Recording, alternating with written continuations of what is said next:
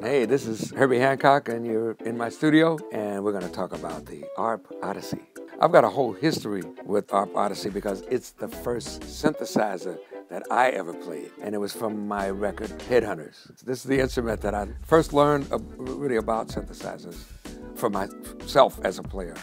The thing about the Odyssey was that because it does have sliders and not just rotary knobs, you can easily make adjustments on the fly, in the moment. They're easy to get to. There's not a ton of them that are going to confuse you, and you can modify the sound as you go along very, very easily. And look at the size of it. It's tiny. and it comes in a really cool case too. I really like the case that it comes in. They didn't have that before.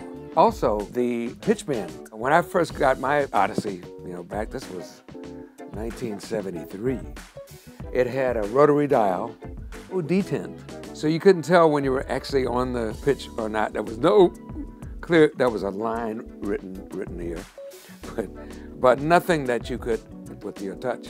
One of my solos on Headhunters, I played this phrase. I'd been messing with the pitch bend and doing things, and then I played this phrase that was supposed to be in pitch. It was a half step up. So I repeated it and turned the dial to make it flatter, a half step down. And it's on the record like that. Because I have somewhat of an engineering background, a tiny bit. I wasn't afraid of synthesizers, but still, I didn't know how they work. But having, in this particular configuration that, the ARP Odyssey is really famous for, it was very easy to begin to understand how, not just to make a sound, but how to modify sounds. The layout makes it very user-friendly for learning how synthesis works. One of the first things that I look for in the new ARP Odyssey is what's different about it, if anything, from the original. I looked at the back, and what did I see? MIDI.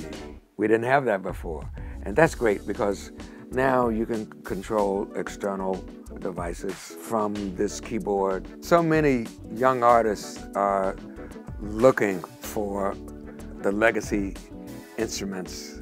They weren't born when these first came out, and they love the sound of the original instruments. And I'm sure they'll immediately gravitate to the new ARP Odyssey.